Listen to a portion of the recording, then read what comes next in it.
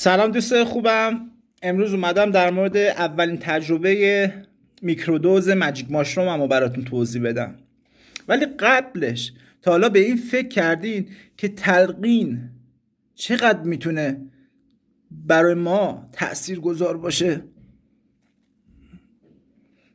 من یه چند روزی هستش همش به فکر گذشته خودم میافتم، به فکر استفاده از یک نوع ماده مخدر که وقتی استفاده میکردم خیلی دهنم خشک میشد و واقعا تو این 48 ساعت اخیر همش دهنم خشکه. این تلقین واقعا میتونه تاثیرگذار باشه. حالا فکر کنین اگر ما از همین تلقینمون بخوایم در جهت بهبودی و پاکی و پیشرفت خودمون استفاده بکنیم چقدر جالب میتونه باشه. این که یه سری ها میگن آقا ما مفتیم ماجیک ماشروم استفاده کردیم. آره یه سری توهمات داشته، آره چرا که نداشته باشه، داره. 100 بار من گفتم اعتیاد روانی داره نه جسمی. سایکدلیک ها همینطوری هم. مثل مسکالین و مثل چیزای دیگه، LSD. و در معنی هم خود سایکدلیک به معنای آشکار کننده ذهن یا ظاهر کننده ذهنه. اما بریم سر تجربیات من. اولین بار که من اومدم ماجیک ماشروم استفاده کردم مثل این میمود که مغزم خاموش شده بود، اختیاری نداشتم اصلا و به این فکر بودم که چی؟ مثل این نشستم داخل یک اتوبوس تنها و بعد داشتم داخل رنگ‌های یه سری رنگ‌های ترکیبی، رنگ‌هایی که هیچ وقت حالا ندیده بودم، داشتم تو اونها سفر می‌کردم، سفر به دنیای ناشناخته. تو اولین تریپ با دوز میکرودوز. حالا فکر کن اگر دوز من بیشتر میشد آیا میتونستم چنین تجربه‌ای داشته باشم؟ مطمئن باشین خیر.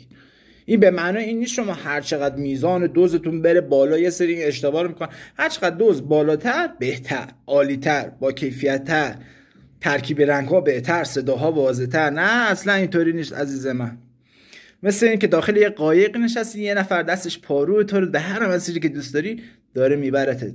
مهمترین تصمیم‌های زندگی خودم رو به شخصه در اون لحظه گرفتم و عملی کردم. یکیش چی؟ یکیش همین پاکی. در خیلی از مقالات هم بهش اشاره شده که دوز میکرودوز میتونه به عنوان درمان ازش استفاده کنیم ما. یعنی چی؟ یه سری اصلا مثلا اختلالات دارن، یه سری اختلالات مثلا احساسی یا پس از سانحه PTSD و یه سری مشکلات دیگه میتونی بهشون واقعا کمک کنه. خود من واقعا بهم کمک کرد. خیلی حالت ایدئالی برام بود اون لحظه. و هر چی جلوتر میرفتم تو اون مسیر میدیدم دیگه تنها نیستم. انگار یه حسی بهم میگفت من کنار تو هم، من هوای تو رو دارم. و حس واقعا فوق‌العاده‌ای بود برای منی که احساس واقعا ترس تو زندگیم، نه تو اون لحظه. من تو اون لحظه احساس خیلی عالی، خوشحال، شاد، با کیفیت خیلی عالی تو اون لحظه داشتم زندگی میکردم. تا اینکه یکی زد پس کلم اومدم بیرون از اون لحظه دیگه. 2-3 ساعت من تو اون حالت بودم. ویدیو بعدی رو ببینین، یه ویدیو لانگ در مورد ماجیک ماشروم.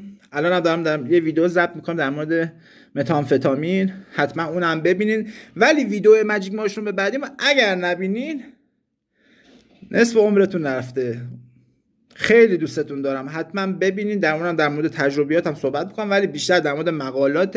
یه سری نوشته هایی رو از مقالات من در آوردم، چکیده کردم، اونا رو میام براتون میخونم، براتون میگم، تجربیات خودم هم در کنارشون براتون میگم. خیلی دوستتون دارم. یا حق.